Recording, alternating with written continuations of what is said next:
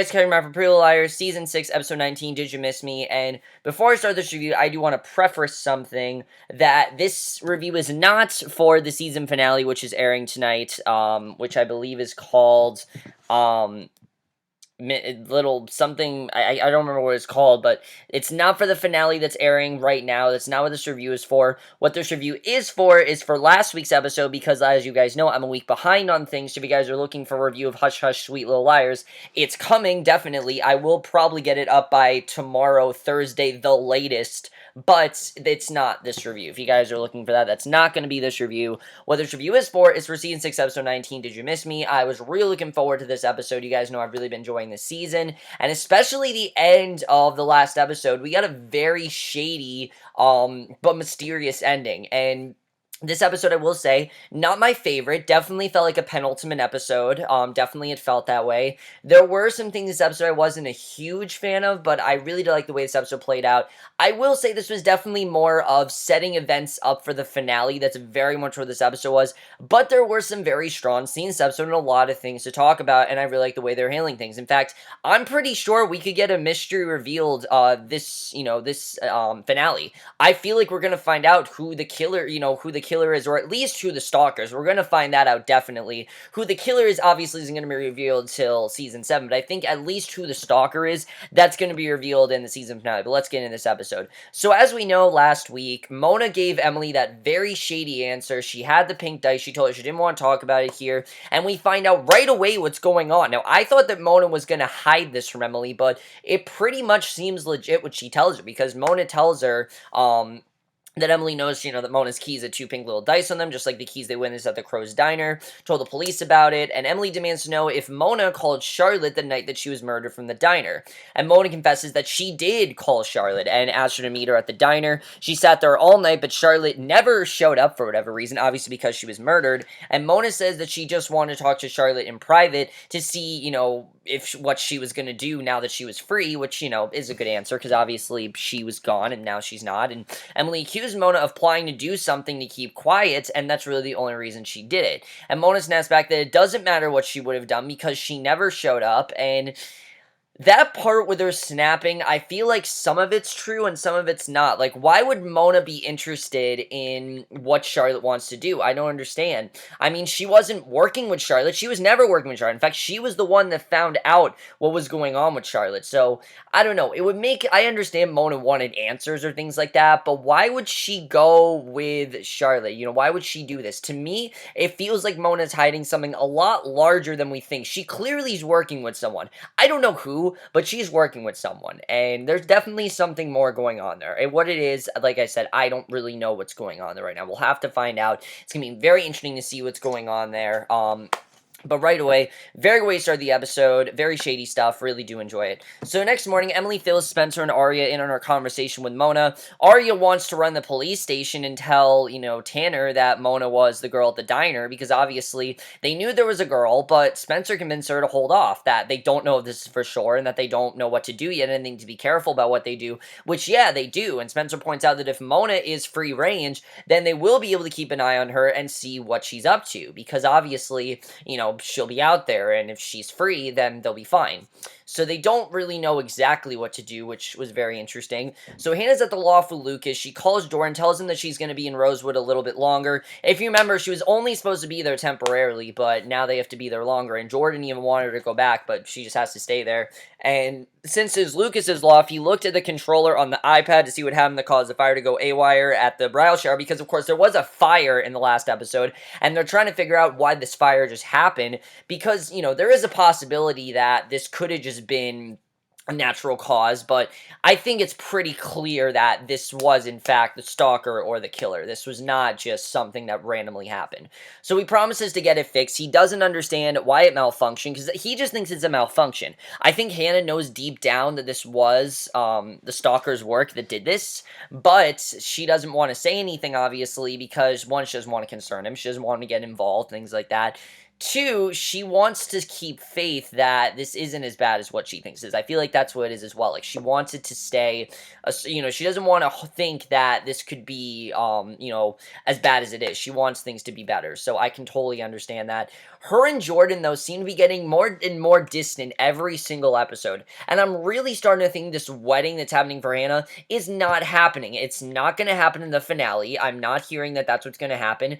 I'm really thinking that Hanna and Jordan are going to end up calling things off. I mean, they should be married. They should be. I mean, she set a date.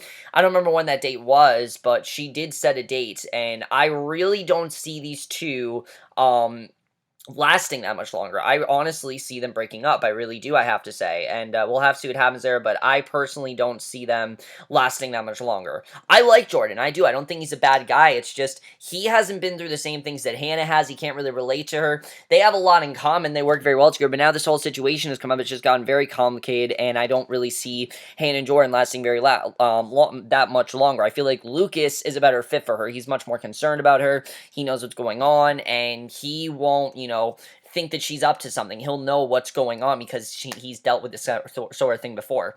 So we get a very weird scene with Allie and Rollins. They're now at their honeymoon, which we do get seen in this episode. We didn't get seen in the last episode because they were on their honeymoon, but they're at a bed and breakfast celebrating their honeymoon. They make plans to spend the day reading and taking in the scenery and make it at the top of the stairs.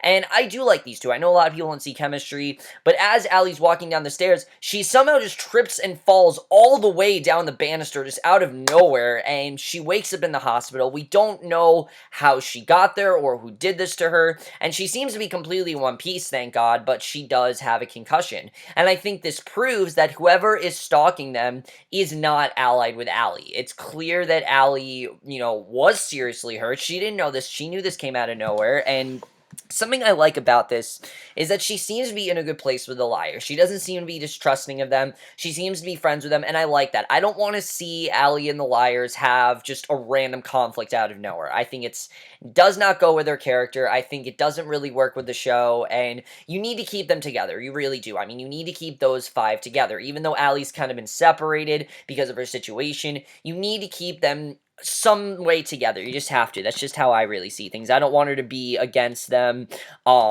I just don't want that to happen. So she whines that she wants to leave. She doesn't want to spend her honeymoon in the hospital, and I can understand that. I do think some of that was a bit unnecessary, just her whining. It very much goes with her character. Allie would definitely do that, but her whining, it did get a little bit annoying, I will say. But she does send them a selfie from the hospital and explains what happened. She says it was an accident, though, and the liars are freaking out, obviously, because they knew this wasn't just a random accident. She thinks it was, but of course, Allie doesn't know about the fire. She, remember, she did not show up to the bridal shower, so she did not know about the fire, and she's the second one to wind up in the hospital, because Arya literally just wound up there in the last episode, and Election Day is only 3 days away, and whoever's stalking them gave them to Election Day to give up the killer, or else. So it looks like their stalker is getting very impatient and wants answers pronto, clearly. So they only have to Election Day, which I heard is when the finale is going to take place, which is going to be crazy, which is going on right now. Don't tell me anything that happens, guys, because I am going to watch it. But, yeah, so their stalker's getting very impatient. They want answers very quickly, and they got to do whatever they can to get that stalker answers. So Hannah heads to the hospital to check on Allie. She says that she's headed back to Rosewood tomorrow, and Rollins got called into work in Chicago, so Allie's going to be in Rosewood all by herself, and Rollins interrupts their chat with more flowers. Hannah snoops around the room. She finds one bouquet with a suspicious card in it, and she doesn't know what it says. When she opens the card, it has 5 pictures of the liars. Arya, Allie, and Emily's pictures have red X's through them. So that means the only girls left that the stalkers haven't attacked are Hannah and Spencer. So it's clear that there is a list of what this stalker is going to do, and I'm pretty sure that when they get down to the end of the list, it's going to make one of them dead. I've said it before.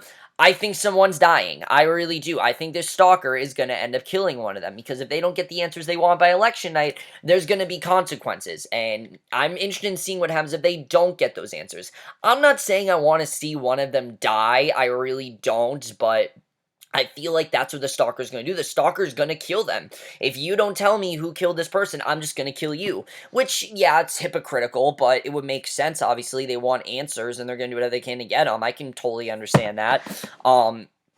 But it looks like Ellie's fall is not an accident, definitely. This confirms it was, and it confirms that the fire was completely intentional. Like, this was something that the Stalker wanted to do. So Hanna doesn't tell Ellie about the card. She folds it up, sneaks it out of the room, which I can understand. It's for her own good, but she definitely is going to keep track of this because it is going to get very serious. And I do think she's eventually going to find out, but right now, because she's in pain and because she's in the state she is now, is not the time to tell her. So meanwhile, Emily's tracking Mona and spying on her. She calls Spencer and shows her a picture of Mona sitting on a park bench with a guy. And it's not just any guy, though. It's the same guy that brought Sara to Charlotte's funeral and helped her in and out of the car. So how does Mona know this driver? That's what I want to know. I'm still thinking that Mona and Sara are working together. I really do. There's something going on there. There had to be a reason why Mona wanted to contact Charlotte, because she shut it down immediately when Emily asked her any further questions, and it was a very just, blank answer. There wasn't many details to it. It was a very just, bare bone answer. There wasn't much else there, and to me at least, I feel like there's a lot more going on that Mona doesn't want to confess, because obviously she knows that she'll be very shady if she does that, and she doesn't want to look shady. I can understand that. But obviously, I don't think she's telling the full truth. So she tells Emily to keep following him, and I read this. Spencer and Emily decide to follow the driver. He heads into City Hall, leaves with a tube. They manage to distract him with a minor fender bender, and Spencer gets a sneak peek at the documents in the tube, and it's more blueprints of Radley. Spencer heads to City Hall to try and get a copy of the blueprints he has, and she tells Emily to keep following him, because obviously they want to keep tabs on this guy, because they don't know who he is, and they don't trust him, obviously. So Arya's at Ezra's house. They're working on their book together, and it's starting to get a bit awkward because of the fact that now, I thought this was a good conflict. I like the way this turned out. Basically, with Ezra and Arya, there was a part that Arya wrote that Ezra doesn't like. Like, he liked the idea, but when he read it, now he doesn't like it as much. And, obviously, it is awkward that writing a book with his ex-girlfriend about the girlfriend he just lost got awkward. I definitely can understand that. And Ezra gets cut off in details about his and Nicole's last goodbye, and Ari helps him through it. And we do get some flashbacks between Ezra and Nicole in this episode. For me, it didn't do much for the story. This is my main complaint with the episode. We finally get some details, but it's not really the details I wanted. I wanted to see more of Ezra and Nicole's connection. I wanted to see more of Ezra and Nicole together. Here, we just saw their last scene, and it wasn't much for me. We hear them just talking and how good they were as a couple. I wanted to see how they met. I wanted to see significant moments in their life, and I don't really feel like we got that. To me, these flashbacks, they didn't do much for me. And not that they were bad. I understand we needed some context and we need to see this, because obviously we need to understand, why Nicole was so important. But to me, though, I didn't really feel like she was all that special. She just seemed like another girl for Ezra. They didn't really do much for me, and that's my main thing with this episode. And I'm sure they can make them more interesting, but this episode, these flashbacks just weren't as interesting for me. I did like seeing Arya help him through it, though. I do like seeing that. And afterwards, they had to meet up with the publisher for dinner to discuss the book, and I like that they are getting along. I like seeing that. It obviously is awkward because there's this whole thing that Arya wrote that Ezra really doesn't like on paper, but he's not going to tell her because he just, doesn't have the heart to. But it's an interesting conflict, and I like the way that's going. So Emily's still tailing Sarah's right-hand man. He makes the stop at an ice cream truck, and Emily's shocked to see Sara arrive driving a car. So apparently her hands are working again. Yeah, this is very sketchy. Somebody definitely made up this injury. I'm gonna say right now, Sara is faking her injury. I don't trust her one bit. I've never trusted Sara Harvey. Even this injury, I don't believe it. I don't believe that her hands never worked. I think that she just said that, to make them feel guilty. I feel like that's what this was all about. This was all about a guilt thing. This was to make them go crazy, make them feel like they did something to her, and obviously they didn't. She's lying to them, and it's very interesting to see what's going to happen there. I don't know exactly what's going to happen, but I do feel that she is, in fact, lying. There was no injury. There never was an injury, and definitely something is going to happen with that. Now, what exactly is going to happen, I don't know, but there was definitely an injury there, and there was definitely no injury, and I don't believe one bit that she says. So that's very interesting, and there's definitely something going on with Sara. I don't believe her one bit now. So, especially the fact that she's driving without anyone helping her, I mean, that's crazy. So, Hanna, and in general, it didn't really make sense. I mean, her being electrocuted and then her hands not working, that never really made sense to me. We didn't really get much context as to how that happened. So I think that this was staged. I don't think that she was ever hurt. I think that Mona helped her plan this, and I do think that Mona, Charlotte, and Sara are working together in some capacity. I just don't know how.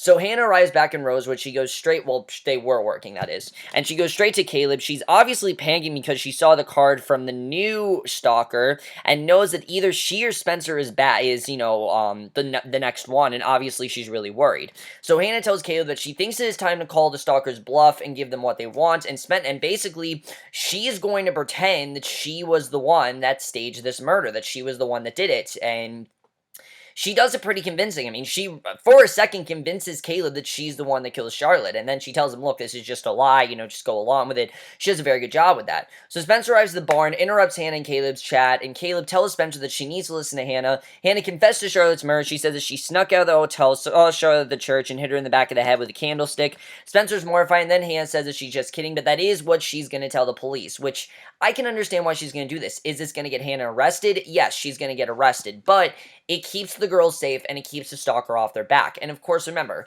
none of the liars know about this list that the Stalker has. This is something that Hanna's not going to tell them. This is a way of her avoiding it. Now, they got to find out at some point, because I don't think the Stalker's just going to rest. The Stalker's going to eventually find out that Hanna's lying. She has, no evidence whatsoever. I mean, whoever the Stalker is, they're not going to believe this. So apparently, Hanna and Caleb had devised an entire fake plan to confess to the murder trick A, and Spencer obviously doesn't like the plan or the fact that Hanna's holding Caleb's hand on the couch, and this I don't really like either. I don't like seeing Spencer jealous of Hanna and Caleb. I feel like we're past this. I really do. I don't feel like Hanna and Caleb see each other that way. I feel like they're just friends now. I really do. And I mean, we saw how they broke up, things like that. We saw what happened with Spencer and Toby. I don't like this conflict, and I like that we haven't had much of it, and I hope we don't start to have a problem with it now. This was something I was worried about. I was worried we were going to have an unnecessary love triangle. We haven't had that because Spencer's had Caleb and Hannah's had Jordan, but this, I don't know, it didn't really work for me. I mean, Hanna gave them her blessing. Spencer should know that there's really nothing going on between them, and there's really nothing to worry about. Even though she's worried, there's nothing for her to worry about. They're completely fine. I think this is really unnecessary that Spencer's that was worried about Hanna and Caleb, getting back together. I thought that was really unnecessary. So Emily's frantic. She hates Caleb and Hannah's plan. She thinks it's a terrible idea, and she knows it's going to backfire in some way. So she calls Arya to fill her in so that they can be all on the same page, and Emily tells Arya that she's going to have to let Ezra know what's going on because he's going to get involved somehow. And Hanna heads back to the loft. Lucas is waiting for her. He wants to help her start her own fashion business and has basically bought an entire factory in Rosewood for her, which I think would be good for her. I mean, her boss is a bitch, we know. We know that bitch, I can't remember her name right now, but she is a complete bitch, and gives Hannah a really hard time, and Hanna really doesn't like her, and Lucas knows the stress that it gives her, and I think this would be a good thing for her, honestly. If she wasn't working for, her boss, then she'd be a lot more happy if she ran her own fashion empire. I could really see Hanna doing that. I've always seen Hanna running fashion, and I think it'd be very good if she started doing that, so I like that Lucas is doing that. The problem is it throws a wrench into her plan, which, of course, he doesn't know her plan, but it throws a wrench there, and that's very interesting. So Arya sits Ezra down, tells him everything from Allie and her fake accents to all the texts and threats, which I was very surprised that she told him literally everything that was going on, but she tells him everything, and Arya explains it's happening again, but this time they're going to do something about it, and I like their confidence. I just don't know if it's true. I don't know if they can do something. I feel like they want to do something, but can they really do something? I mean, we've seen that the Stalker really knows what they're doing and really has an idea what they're doing, but I understand that they're doing things differently, and I think this shows how the show's doing differently. There's ever a lot of people say, oh, there's nothing different, this is just more boring. No, the girls are more experienced now. They've seen this kind of stuff before. They're gonna do something about it before it gets worse, and as God, they try, but who knows if it's going to work. That's my thing. I don't really know if this is going to work. I want to hope it's going to work, but there's a part of me that really feels like I don't really know if they're going to be able to pull this off. We'll have to see what happens with that. I want to hope that they can, but there's just, so much they can do with this. So we'll have to see what, if this plan really does work, because right now she's saying we're going to do something about it, but who knows if it's really going to work there. So Allie then wakes up in the hospital, and we see her mother. We see her mother, standing literally right there. What's her mother's name? I can't think of her name right now. Uh, what's her name? Let me look. What's her name?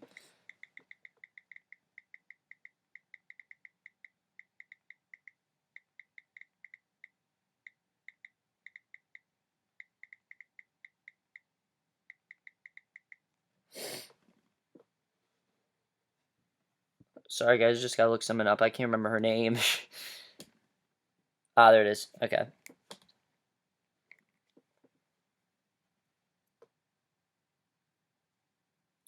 Jessica, yeah, Jessica. We see Jessica literally right there, standing over her, and we don't know if this is a fantasy, if she's hallucinating. I don't know. I mean, is her mother alive? And Ellie's certain that it's her medicine, that she's just dreaming.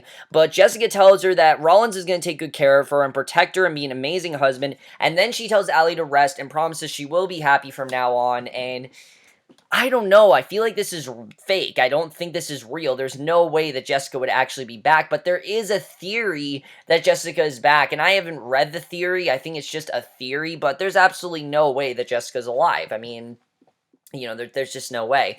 But I do think this does calm things down a bit for Allie. I mean, she's been really upset about her mother. She hasn't gotten over this death. I mean, ever since her mother died, she hasn't gotten over it. And now I feel like it's her mother saying, look, things are going to be better now. Rollins going to take care of you. You have nothing to fear, and you shouldn't be worried. So definitely, I feel like that's kind of closure for her, but at the same time, is her mother alive? I don't really know. We'll have to see what happens there, because that's very interesting. I don't think she's alive. I think Allie's just hallucinating. But there's a theory, so you never know with this show. You really don't. So Mona's walking down a dark street in town, heading to her car. Sara steps out of the shadows, asks Mona what she wants. She knows that Mona's been snooping around her driver, and Mona says she just wanted to know what Sara was up to. She threatens Sara, tells her to leave the liars alone. Mona and Sara snark back and forth a bit, then Sara skips off into the dark, and it's clear that Mona does not know what Sara is doing, that Sara is doing something and Mona does not know what she's doing. This we know is true, because obviously she didn't tell anyone about this, and that's really what's going on. So, but how would Mona know Sara's driver? I don't understand that. There's clearly something that happened in the past 5 years that we don't know about. Because obviously, like I've said before, we don't really know what Mona's been up to in the past 5 years. We know that she's been working with, Yvonne and her dad and things like that. But other than that, we haven't been provided much information about what Mona's been up to in the past 5 years, and I'm interested in seeing really what that is, because we don't really know right now, so we'll have to see what's going on there. So overall, very interesting stuff. And then the ending of this episode, the liars have a meeting with Caleb and Ezra in Spencer's barn. They all agree on Hanna and Caleb's shady plan to fake confess to murder to bring the stalker to hiding. And Hanna texts a mystery number that has been harassing them. You see the number literally all across the screen. Very cool the way they did that. I like the way that was done. Really showed that this is out there. And she says, leave my friends alone. I killed Charlotte. And that's how the episode ends. So pretty much they now have this plan in order. My question is this plan really going to work? I mean, they seem to think that they're golden, that this is going to work, and that, the stalker is nothing on them, this is going to work perfectly. But I don't really know if this is really going to work. I want to hope it's going to work. I want to hope that things are going to be good for them. But we have a whole other season. If there wasn't a season 7, I wouldn't be worried. But there's a season 7, and plus there's a flash forward that we got to get to at some point. Now, let me say, I do feel like that flash forward is going to be way later, like probably season 7. That's when that flash forward is going to be. Although Allie is Miss Rollins, and her mother told her she's going to be okay, so I'll see what's going on there. But that's very interesting. We have this whole theory going around now about a twin. Someone has a twin. We know that. We've seen that from the promo. Someone has a twin. I don't know who it is. I'm not really going to talk about it in this video because that wasn't part of this episode. It was in the promo. We'll have to see what happens in the finale. Who has a twin? I don't know. That's going to be interesting to see who that is. And I'm interested in seeing what's going to happen with that. But moving forward, how does Mona know Sara's driver? There's clearly something that happened between these two in the past 5 years that we don't know about. I don't know what connection Mona has or what's going on there, but there's clearly something going on between Mona and Sara that has not been told, no one knows about, and I'm interested in seeing really what that is. Allie seeing Jessica again. Obviously, Jessica's dead. This was all hallucinations. But is there a possibility she's alive? I highly doubt it. I highly doubt it. I'm going to say that right now. The theory that's out, I highly doubt it. There's no way that Jessica's still alive. She was murdered. We've heard so many things about it. And it wouldn't make sense if Joanna was still alive. I would not think that would not make any sense to me really at all. Um, this whole thing going on with the lists that the Stalker has, is Hanna going to tell him about it? Because eventually they're going to need to find out. I mean, I really feel like this plan isn't going to work. Even though they think it's solid, I don't think it's going to work. We'll have to see what's going to happen there. Definitely, that's going to be very interesting. Hanna and Jordan, like I said, I really don't think these two are getting married. It just seems like every episode they're getting more and more distant, and I don't think this is going to really work out for them. Ari and Ezra, it really seems like this book is working out for them for the most part, which I am happy about. I'm happy that they are able to complete this book despite the animosity between them, because there's obviously a lot of awkwardness there. We'll have to see what's going on. That's going to be very interesting to see what happens with that. But overall, guys, really good episode. Definitely really did enjoy this one overall. Not much guys saw this. Also, like I said, I really hope they're not creating a love triangle between Hannah, Spencer, and Caleb. I don't think they are, but just that one little scene kind of concerned me. I really don't want them to do that. It's a really cheap tactic for any show to do, and I hope they don't do that, especially in a time jump. A lot of shows do that, and I hope this show doesn't do that. But overall, guys, really great episode. Definitely really enjoyed. Can't wait to the finale. The finale is going to be incredible. I know that. I know finale is going right now. Please don't post any spoilers. I know with a show like Pretty Little Liars, it's very hard to get away from spoilers, but I'm going to try my best to. If I find out something, then oh well, fine, I'll talk about it on the next review, but I will be reviewing the finale at some point. I don't know when, but let me know what you guys saw this episode. I know it's a week old, and then we'll see you guys next year, which will be for the mid-season premiere of Agents of S.H.I.E.L.D., and then we'll see you guys for that. Again, guys, I know I'm a week behind. Please try to bear with me. I should be back on track by Thursday. I will see you guys for that. Okay, bye.